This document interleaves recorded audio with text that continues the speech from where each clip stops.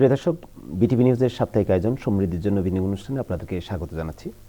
সাধারণত এই অনুষ্ঠানে আমরা ব্যবসা বাণিজ্যের নানা দিক নিয়ে আলোচনা করি, অর্থনীতির গতি প্রকৃতি কোন দিকে যাচ্ছে এগুলি পর্যালোচনা করি। অনুষ্ঠানে অতিথি হিসেবে আমাদের সাথে যোগ দিয়ে থাকেন সরকারি বিভিন্ন সংস্থার রেগুলেটর হিসেবে যারা দায়িত্ব পালন করেন তারা, একই সাথে ব্যবসায়ী সংগঠনের নেতৃবৃন্দ, ব্যবসায়ীরা এবং কখনো কখনো আমরা সাংবাদিকদেরকেও আমন্ত্রণ জানাই থাকি অর্থনীতির নানা বিষয় নিয়ে তাদের সাথে আলোচনা করার জন্য। আজকের অনুষ্ঠানে আমরা অতিথি হিসেবে আমন্ত্রণ জানাইছি একজন উদ্যোক্তাকে। তিনি তৈরি পোশাক খাতের উদ্যোক্তা।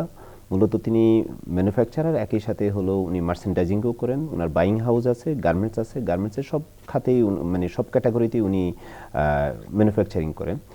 তিনি হলেন এসকর্ট গ্রুপের ব্যবস্থাপনা পরিচালক জনাব আনোয়ার হোসেন। আনোয়ার হোসেন, আপনাকে স্বাগত জানাচ্ছি আমাদের অনুষ্ঠানে। Thank you. শুরুতে আমরা একটা প্রতিবেদন দেখে নেব।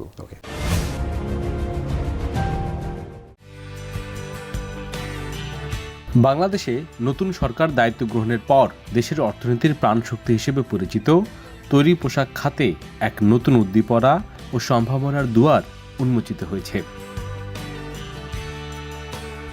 দীর্ঘদিনের প্রশাসনিক স্থবিরতা ও আস্থার সংকট কাটিয়ে এই শিল্প এখন ঘুরে দাঁড়ানোর স্বপ্নে বিভোর।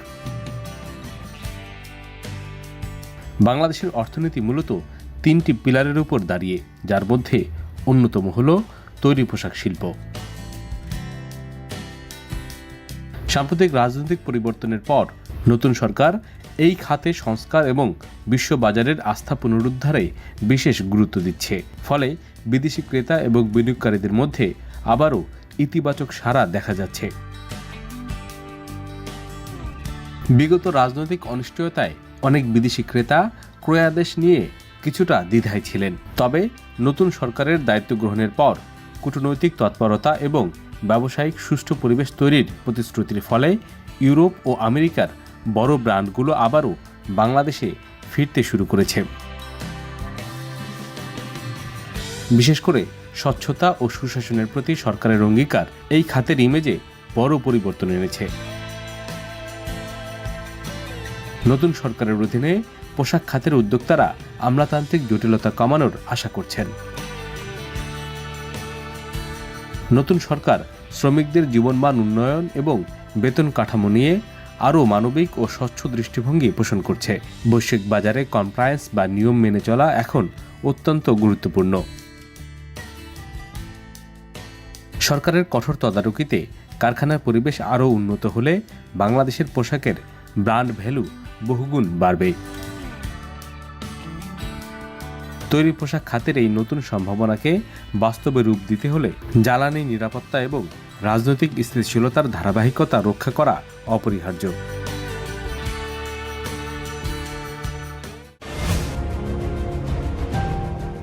আপনি তৈরি পোশাক খাতে দীর্ঘদিন ধরে ব্যবসা করেন, প্রায় 2 যুগ ধরে নিজে উদ্যোক্তা হিসেবে আছেন। আপনার কাছে জানতে চাইব, তৈরি পোশাক খাত গত প্রায় 6 মাস ধরে একটা নেতিবাচক ধারায় যাচ্ছে। কেন আমাদের তৈরি পোশাক নেতিবাচক ধারায় এত লম্বা সময় ধরে আছে? Actually the problem is that যে আসলে তৈরি পোশাক আমরা আসলে খুব ধসের ভিতরে আছি বেসিক্যালি। কিছু কিছু ইন্ডাস্ট্রি যারা ভালো করতেছে এবং কিছু কিছু ইন্ডাস্ট্রি ধসের দিকে চলে যাচ্ছে বিকজ অফ তাদের ইকোনমিক সাপোর্ট পাচ্ছে না, 1 নম্বরে।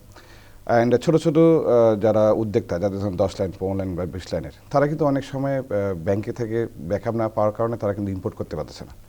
সে ধরেন আপনি যেমন ইন্ডিয়া থেকে আমাদের প্রায় অ্যারাউন্ড 6 থেকে 7 মান্থ থেকে আমরা সুতা নিয়ে আসতাম আগে, র কটন, যেখানে আমরা কম্পিটিশন মার্কেটে বাংলাদেশ থেকে কিন্তু ওই জায়গা থেকে আমরা ফ্লেক্সিবল পেতাম কিছু প্রাইস। কিন্তু এখন আমরা সেটা পাচ্ছি না পাওয়ার কারণে কিন্তু আমাদের বর্তমান আমরা যে সার্ভাইভ করবো, ফ্যাক্টরি ইন্ডাস্ট্রিতে সার্ভাইভ করবো, সেটা কিন্তু আমরা অনেক বিপদের মধ্যে পড়ে যাচ্ছে। সেকেন্ড থিং হচ্ছে লাস্ট 1 ইয়ার্স ব্যাংকে যে গভর্নমেন্ট চলে গেল, আমি টকিং অ্যাবাউট পাস্ট গভর্নমেন্ট কিন্তু সেইভাবে আমাদেরকে সেই ফ্যাসিলিটি দিতে পারেনি। আপনি অন্তর্বর্তীকালীন সরকারের কথা বলছি, আমি ডক্টর ইউনূস সরকারের কথা বলছি। ওনারা শুধু মুখে বলছে যে আমরা এটা করবো, ওইটা করবো, তোমরা ব্যাংক থেকে সাপোর্ট পাবা, এটা পাবা, কিন্তু আলটিমেটলি ম্যাক্সিমাম ব্যাংকগুলো কিন্তু দেউলি হয়ে যাওয়ার কারণে আমাদের যে ইকোনমিক ডলার, যেটা আমরা নর্মালি ব্যাক টু করবো, সেটা কিন্তু আমরা সেই ফ্যাসিলিটিগুলো পাইনি। Plus in the mean time BTME তারা যথেষ্ট চেষ্টা করছে যে তারা আমাদেরকে প্রাইস রিটার্ন করার জন্য, কিন্তু বাংলাদেশে বিজনেসটাকে ইন্টারন্যাশনালভাবেই তো আমরা জড়িত। অ্যাকচুয়ালি যেমন ধরেন আমি Europe market play, USA market, Canada মার্কেটে কাজ করি। কাস্টমাররা ভিতরে একটা ভীতু তৈরি হয়েছে, যে কারণে তৈরি হয়েছে যে আমাকে যে অর্ডারটা দিবে সেই অর্ডারটাতে আমি ঠিকমতো ফ্লেক্সিবল করে উঠাতে পারবো কিনা সেটা পারি না।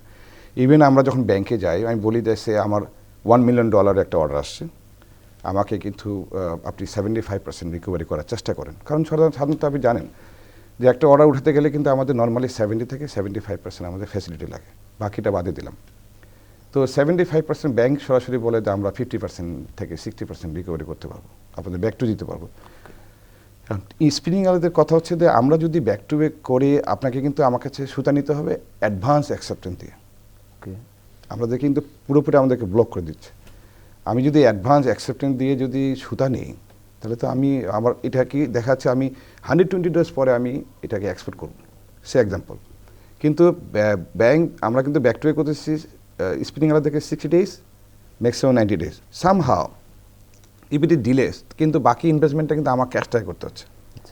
সে ধরে আমার ডাইং, সে ধরে আমার অ্যাক্সেসরাইজ, টিমিং, প্যাকেজিং যা আছে সেগুলো কিন্তু আমি ওই 60% দিয়ে কাভার করতে পারি না। 60% কিন্তু আমার চলে যাচ্ছে শুধু only for fabrics.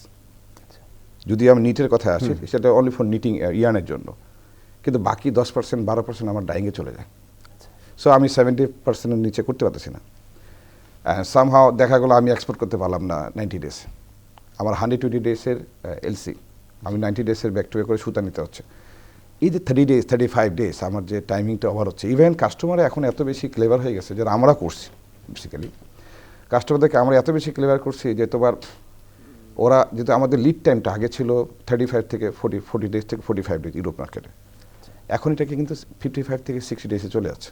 Short lead time, short because of আমাদের ওয়ারের জন্য আমাদের সুয়েজ খাল থেকে শুরু করে এটা আফ্রিকা, সাউথ আফ্রিকা হয়ে ঘুরে যাচ্ছে। তো ঘুরে যাওয়ার কারণে 55 ডেজ লিড টাইম চলে যাচ্ছে।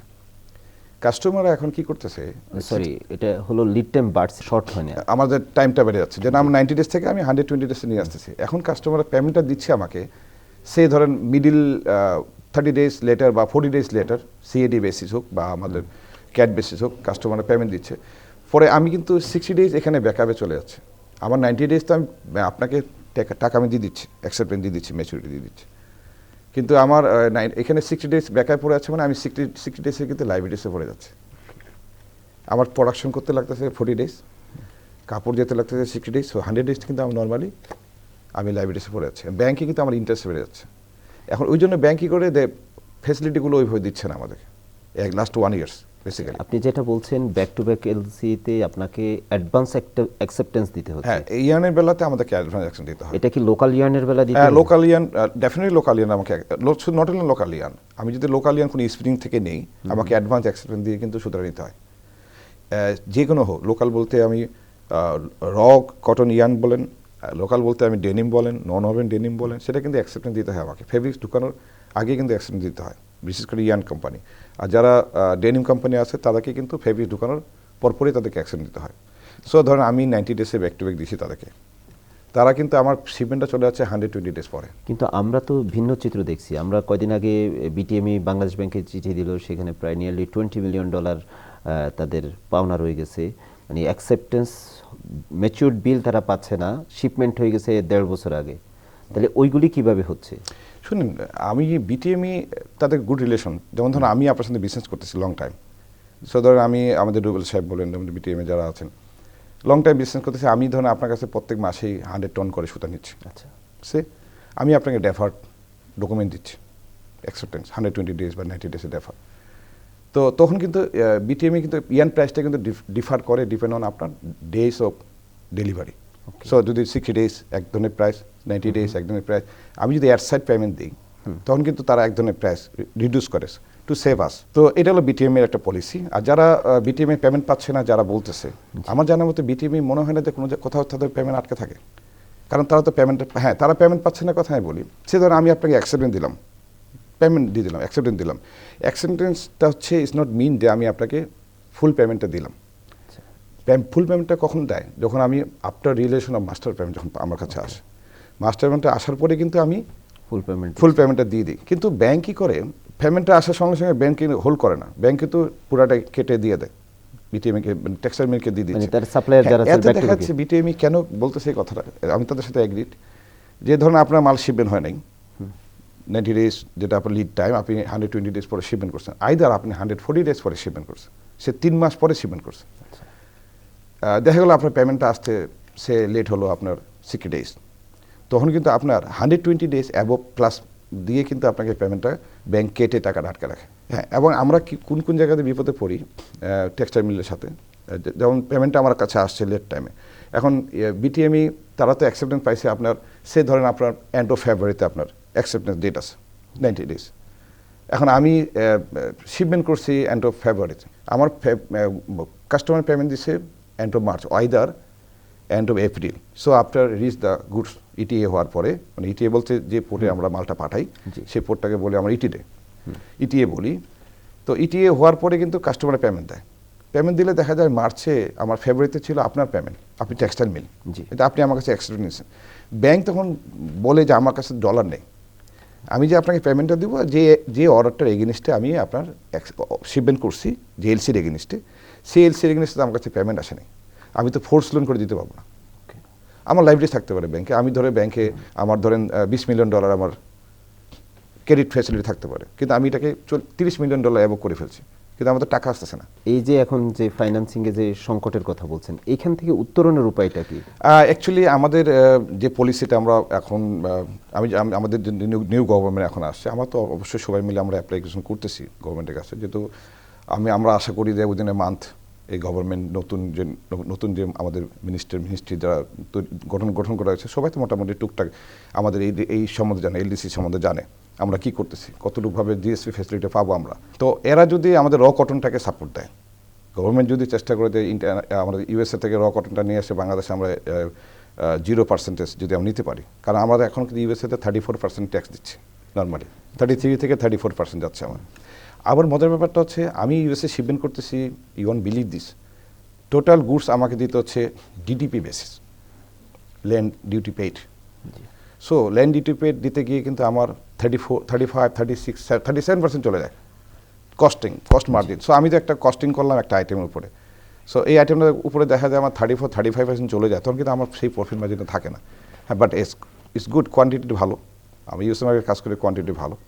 সো আমি আশা করব আমাদের মাননীয় প্রধানমন্ত্রী এবং আমাদের যে বাণিজ্য মন্ত্রণালয়, যেহেতু আমি সবাই, উনি তো ইজ মাস্ট এক্সপিরিয়েন্স পার্সন, উনি ভালো জানে আমাদের টেক্সটাইল সম্বন্ধে, উনি যদি জিনিসগুলো উদ্যোগ নেয়, আমার মনে হয় উনি যদি টিমের সাথে বসে বা সবার সাথে বসে উদ্যোগ নেয়, যদি আমরা এলডিসিটাকে কনফার্ম করতে পারে, তাহলে আমার মনে হয় আমরা this year will do better then last year. তো আপনি এলডিসি গ্র্যাজুয়েশনটার কথা বলছেন, যে এলডিসি গ্র্যাজুয়েশনটা পেছানোর ব্যাপারে বলছেন, আমি বলছি যে আপনাদের ব্যাংকে যে আপনারা এলসি খুলতে গিয়ে টাকা পাচ্ছেন না, ডলার পাচ্ছেন না, এই সংকট নিরসনের উপায়টা কি হতে পারে? আপনি দেখেন একটা ব্যাংক ইফেক্ট করতে গিয়ে কিন্তু বাকি ব্যাংকগুলো কিন্তু লোন নিয়ে তো আপনি ব্যাংক চালাতে পারবেন না। আপনি এক ব্যাংক থেকে এক্সিম ব্যাংকে দিবেন, এক্সিম ব্যাংক থেকে প্রিমিয়ার ব্যাংকে দিবেন, প্রিমিয়ার ব্যাংক থেকে লাইক ওয়ান ব্যাংকে দিলেন, প্রতিটি ব্যাংক কিন্তু এখন ওরা একটা ঘোরের মধ্যে আছে, কারণ ওদের ভিতরে একটা ভয় কাজ করছে যে আমাদের we need real government who can assist us ফাইন্যান্সটাকে ডেভেলপ। আপনি দেখেন আমাদের লাস্ট 7 মান্থ কয় টাকা বাংলাদেশে আমাদের আসছে, শুধু রেমিটেন্স দেখালে তো হবে না। আমরা আজকে আমরা we are the largest manufacturer, আমরা করি বাংলাদেশে বিজনেস করি, আমরা ট্যাক্স দিই গভর্নমেন্টকে, ভালো ট্যাক্স দিই, আমাদের প্রতিটি অর্ডার এগেনিস্টে আমাদের EIT ট্যাক্স কাটে।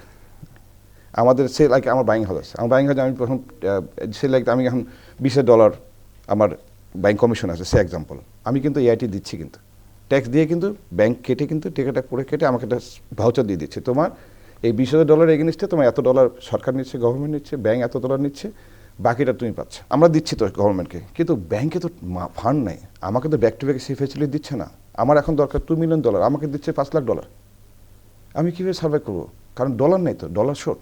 আপনাদের কোনো পরামর্শ আছে যে আসলে সরকার কি করলে তার এই ডলারের এই ক্রাইসিসটা উঠাতে পারে? আমরা যেটা আমাদের বর্তমান গভর্নর বলছে যে যেই অবস্থায় ওনারা দায়িত্ব নিয়েছে সেখান থেকে এখন এটা ইমপ্রুভ করতেছে। It will take time, okay, I am sure.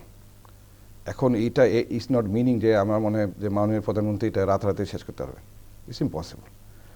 উনাকে সময় দিতে হবে, যে উনি তো টোটাল বলতে গেলে উনি টোটাল ইকোনমিক ফান্ডটাকে তো ওনার জানতে হবে, উনি যেহেতু he is a prime minister, ওনাকে জানতে হবে যে আসলে আমার টোটাল রিজার্ভ ফান্ড কত আছে এবং এটা থেকে কতটুকু আমাদের এক্সপোর্টের জন্য লাগবে। আমাদের নর্মালি আমাদের বেসিক্যালি কি আমাদের 30% ফেসিলিটি দিলে কিন্তু উই আর সাকসেস।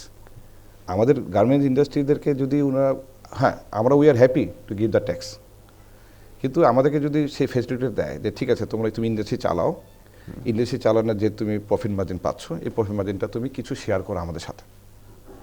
গভর্নমেন্ট তো আপনার কাছ থেকে প্রফিট নিতে পারে না, আপনার কাছ থেকে গভর্নমেন্ট নিতে পারে রেভিনিউ, আপনি রেভিনিউ দিচ্ছেন এবং আপনাকেও ফ্যাসিলিটেট করতেছে গভর্নমেন্ট। হ্যাঁ, আপনি যা যা মানে অ্যাজ এ এক্সপোর্টার আপনি যা যা ফ্যাসিলিটিস রাষ্ট্রের কাছ থেকে পাচ্ছেন, এটা তো আপনার ট্যাক্সের টাকাই আপনাকে ফ্যাসিলিটেট করা না হচ্ছে। আমাদের ফ্যাসিলিটি চাচ্ছে কি, যেহেতু আমি তো নতুন কি ফ্যাসিলিটি চাচ্ছেন আমরা government? চাচ্ছি গভর্নমেন্ট যেন আমাদেরকে কিছু লোন ক্যাপাসিটি দেয়। লোন বলতে ধরেন আমি যেন আমার 70% 75% ব্যাক টু ফ্যাসিলিটি পাই, আমরা রাজি আছি। সেটা আমাদের চাহিদাটা কিন্তু দুইটা।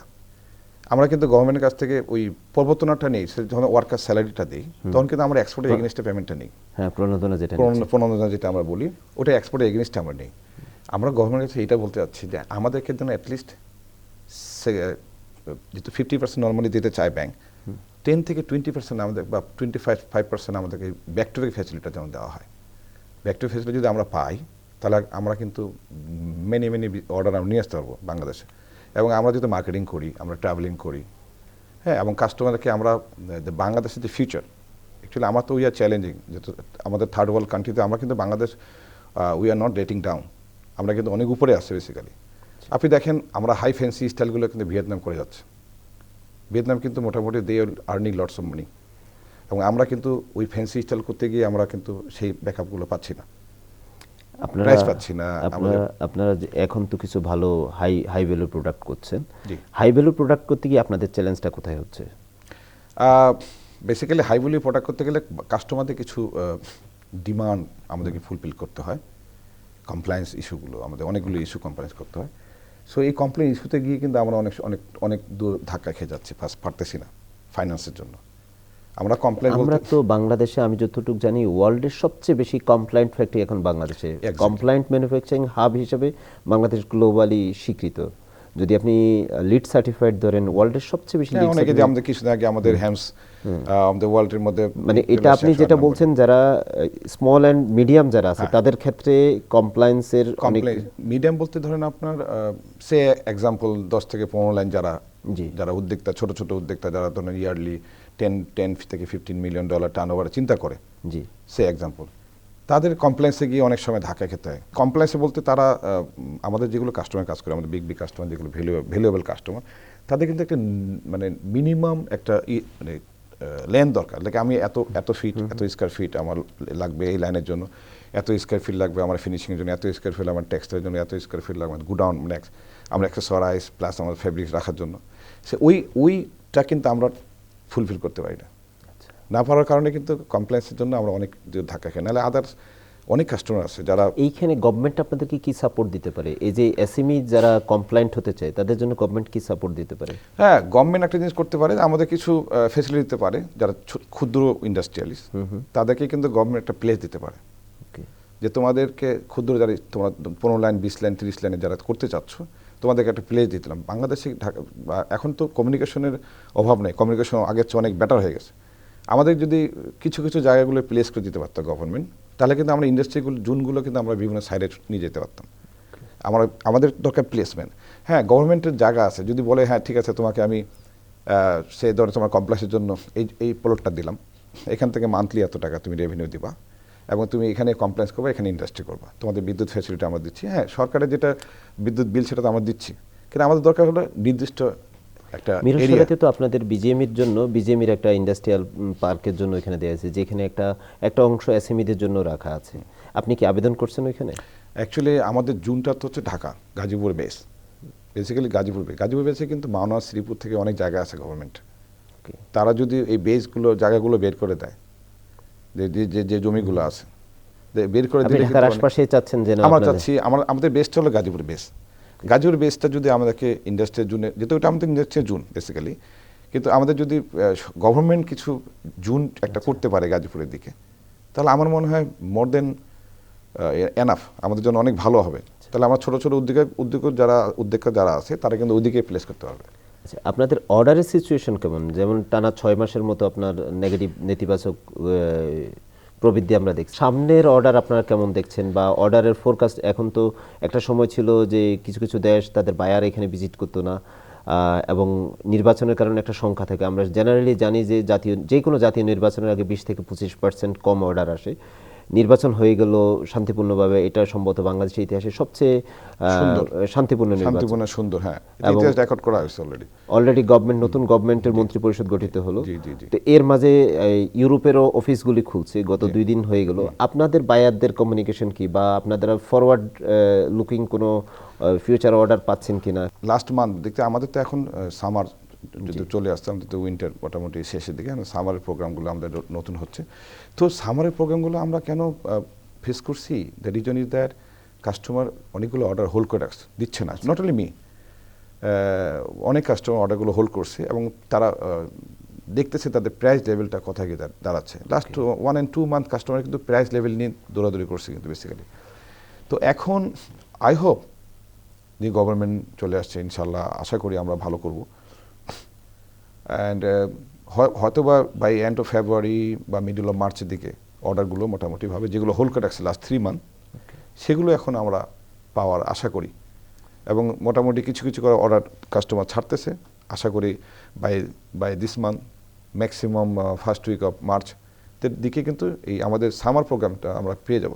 আমরা কিন্তু উইন্টার প্রোগ্রাম অনেক লস করছি। উইন্টার প্রোগ্রাম এত ধাক্কা খেয়েছি আমরা, কারণ কাস্টমার সেলস নাই, সেলসটা কিন্তু নামে গেছে। আর সেকেন্ড থিং হলো সিজনটা চেঞ্জ হয়ে গেছে। ইউরোপের সিজনটা কিন্তু আমাদের এই বর্তমান যে সিজন, সেটা আপনি নিজে খেয়াল করেন, গত 20 ইয়ার্সে আপনি এরকম ঠান্ডা বাংলাদেশে আমার মনে হয় আপনি পান নাই, লাস্ট 20 ইয়ার্স। তো সেম থিং ওখানে শীতের সময়টা কিন্তু ঠান্ডার সময়টা কিন্তু গরম ভাবটা চলে আসে।